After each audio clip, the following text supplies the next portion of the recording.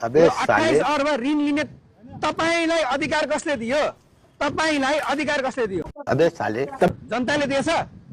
तपाईले 28 अर्ब ऋण लिएर गर्न खोजेको चाहिँ के? सोचना पड़ता है रे, सरकारलाई कौन सी कसैले गाली देने का अधिकार सोचना दिनुपर्छ पड़ता ऋण है मेरे को। लिनलाई, त्यो पनि बहुमतको सरकारलाई। कस्तो अचम्म छ यार। तेरो बाहरू जस्तो के भन्छन्, आफ्नो कार्यकर्ता पाल्नलाई, आफ्नो आसेपासे पाल्नलाई, भ्रष्टाचार गर्नलाई ऋण लिन्ला हो र?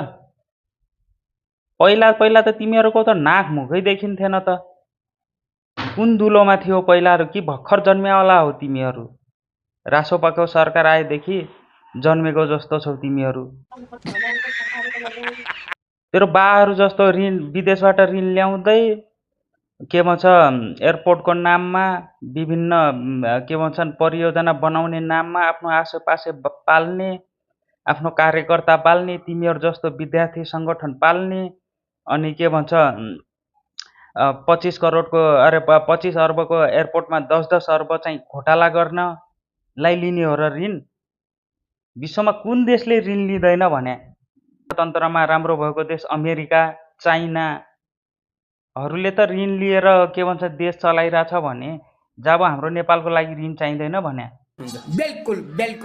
हिजो तेरा बाहरूलाई जसले अधिकार दिएको थियो त्यसैले अधिकार दियो, बुझिस् कि नै? तेरो बाहरू जस्तो भ्रष्टाचार गर्नलाई ऋण लिन्ला हो र? यिनीहरू यत्तिका दिनसम्म कुन दुलोमा थिए यिनीहरू? अहिले त साला फटाफट निस्किरहेको त दुलोभित्र छिरेको सर्प जस्तो यिनीहरू त डस्नलाई पो निस्किन्छ त।